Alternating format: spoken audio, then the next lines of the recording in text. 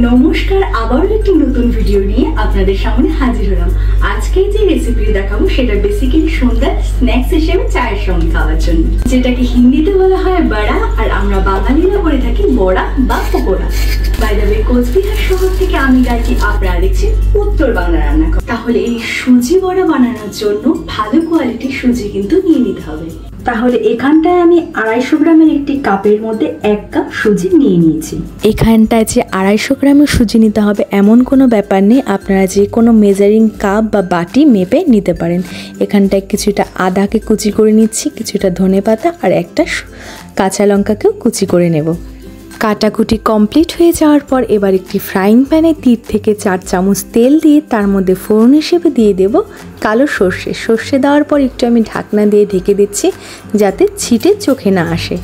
এরপর বাকি যে ইনগ্রিডিয়েন্টসগুলো কেটে রেখেছিলাম, এই ধরুন লঙ্কা কুচি, আদা কুচি আর ধনেপাতা কুচিগুলিকে একটু নাড়িয়ে নিতে হবে, তবে পুড়ে ফেলা যাবে না।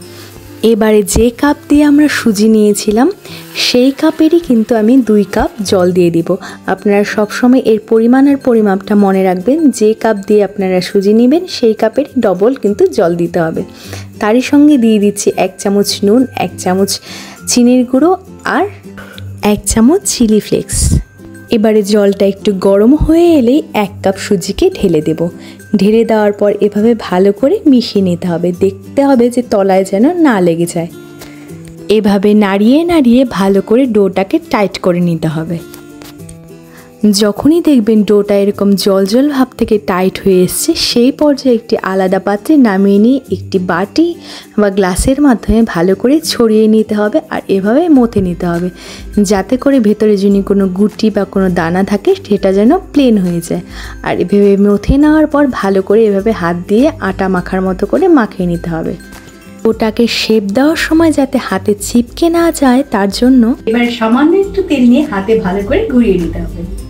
এবারে ডোটার থেকে একটা একটা করে লেচি বানিয়ে নেব। যেভাবে আমরা রুটি বা পরোটা বানাই সেভাবেই কিন্তু লেচি বানিয়ে এভাবে হাতের মধ্যে ঘুরিয়ে ঘুরিয়ে একটি আঙ্গুল দিয়ে এপাশ করে আবার ওই পেছন থেকেও ওপাশ করে ভালো করে ডোনাটের একটি শেপ দিতে হবে। আপনারা নিশ্চয়ই দেখতে পাচ্ছেন হাতে তেল মাখার কারণে কিন্তু চিপকে যাচ্ছে না। সুজির ডোটাকে এভাবে ডোনাটের আকারে গড়ে একটি আলাদা পাত্রে এক এক করে রেখে দেব। তাহলে সুজির বড়াগুলো শেপ দেওয়া কিন্তু হয়ে গেছে। আমরা যে ডোনাট বানাই, বাচ্চারা যে ডোনাট খেতে পছন্দ করে, সেই ডোনাটেই কিন্তু শেপগুলো হয়ে গেছে।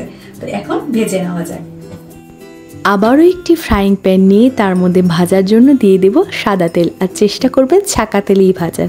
আর তেলটা যেন অবশ্যই খুব গরম থাকে, আর যদি তেলটা মিডিয়াম গরম থাকে তাহলে কিন্তু ডোনাটগুলো ফেটে যেতে পারে। এবারে একে একে ডোনাটগুলোকেও ছেড়ে দেব। আপনারা নিশ্চয়ই দেখতে পাচ্ছেন তেলটা কিন্তু একেবারেই গরম।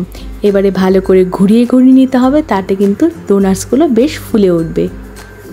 ভাজার সময় কিন্তু বেশ ভালো করে হাত চালিয়ে দিতে হবে, যাতে করে একটা পাশ খুব বেশি পুড়ে না যায়। এভাবে নাড়িয়ে চাড়িয়ে নিলে দুটো পাশই সমানভাবে ভাজা হবে।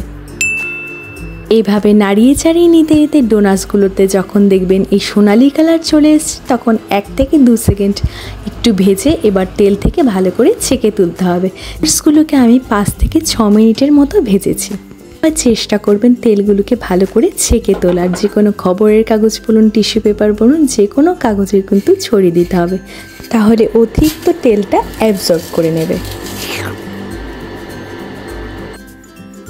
তাহলে নামিয়ে নেওয়ার পর ওপর থেকে কিছুটা চাট মশলা ও বিট নুন সহযোগে পরিবেশন করুন চায়ের সঙ্গে খাওয়ার মুচমুচে সুজির ডোনাটস বা সুজির বড়া। এটা শুধু টমেটো সস নয়, গ্রিন চাটনির সঙ্গে খেতে কিন্তু আরও বেশি ভালো লাগে। এই সুজির বড়াটা কিন্তু খেতে দারুণ হয়েছে। তাহলে ভিডিওটি কেমন লাগলো অবশ্যই আমাকে কমেন্টসের মাধ্যমে জানাবেন, আর সাবস্ক্রাইব করার অনুরোধ রইল। আর যারা ফেসবুক থেকে দেখছেন তারা ফলো করে নেবেন। আজকের জন্য নমস্কার, সবাই খুব ভালো থাকবেন। দেখা হচ্ছে নতুন কোনো ভিডিওর সঙ্গে।